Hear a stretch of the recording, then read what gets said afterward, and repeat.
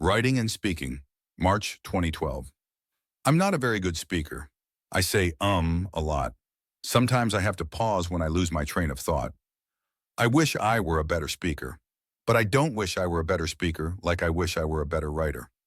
What I really want is to have good ideas, and that's a much bigger part of being a good writer than being a good speaker. Having good ideas is most of writing well. If you know what you're talking about, you can say it in the plainest words, and you'll be perceived as having a good style. With speaking, it's the opposite. Having good ideas is an alarmingly small component of being a good speaker. I first noticed this at a conference several years ago. There was another speaker who was much better than me. He had all of us roaring with laughter. I seemed awkward and halting by comparison. Afterward, I put my talk online like I usually do. As I was doing it, I tried to imagine what a transcript of the other guy's talk would be like, and it was only then I realized he hadn't said very much. Maybe this would have been obvious to someone who knew more about speaking, but it was a revelation to me how much less ideas mattered in speaking than writing.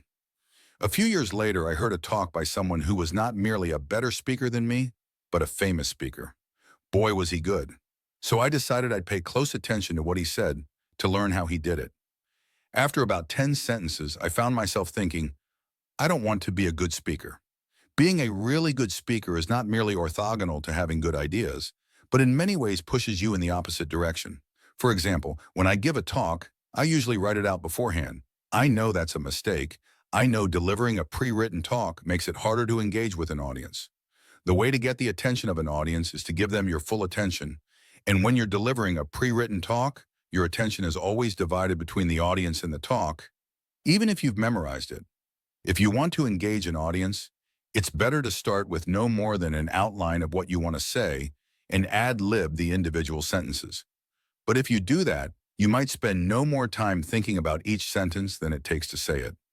Occasionally, the stimulation of talking to a live audience makes you think of new things. But in general, this is not going to generate ideas as well as writing does, where you can spend as long on each sentence as you want. If you rehearse a pre-written speech enough, you can get asymptotically close to the sort of engagement you get when speaking ad-lib. Actors do. But here again, there's a trade-off between smoothness and ideas. All the time you spend practicing a talk, you could instead spend making it better. Actors don't face that temptation, except in the rare cases where they've written the script. But any speaker does. Before I give a talk, I can usually be found sitting in a corner somewhere with a copy printed out on paper, trying to rehearse it in my head. But I always end up spending most of the time rewriting it instead.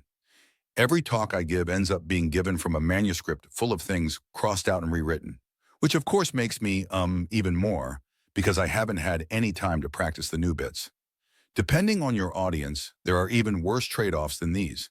Audiences like to be flattered. They like jokes. They like to be swept off their feet by a vigorous stream of words.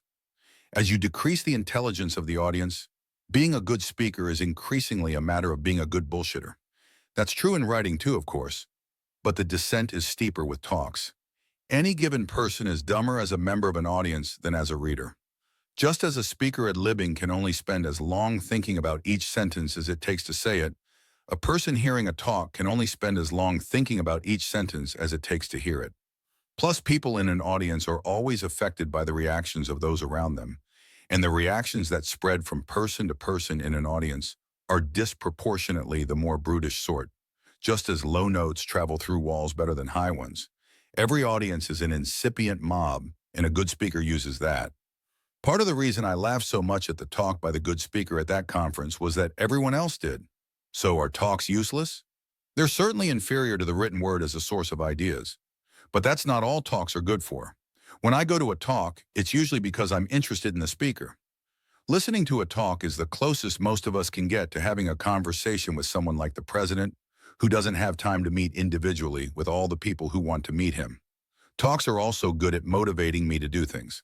It's probably no coincidence that so many famous speakers are described as motivational speakers. That may be what public speaking is really for. It's probably what it was originally for. The emotional reactions you can elicit with a talk can be a powerful force. I wish I could say that this force was more often used for good than ill, but I'm not sure. Notes. I'm not talking here about academic talks, which are a different type of thing. While the audience at an academic talk might appreciate a joke, they will, or at least should, make a conscious effort to see what new ideas you're presenting. That's the lower bound. In practice, you can often do better because talks are usually about things you've written or talked about before. And when you ad lib, you end up reproducing some of those sentences. Like early medieval architecture, impromptu talks are made of spolia, which feels a bit dishonest, incidentally, because you have to deliver these sentences as if you just thought of them. Robert Morris points out that there is a way in which practicing talks makes them better. Reading a talk out loud can expose awkward parts. I agree, and in fact, I read most things I write out loud at least once for that reason. For sufficiently small audiences, it may not be true that being part of an audience makes people dumber. The real decline seems to set in when the audience gets too big for the talk to feel like a conversation, maybe around 10 people. Thanks to Sam Altman and Robert Morris for reading drafts of this.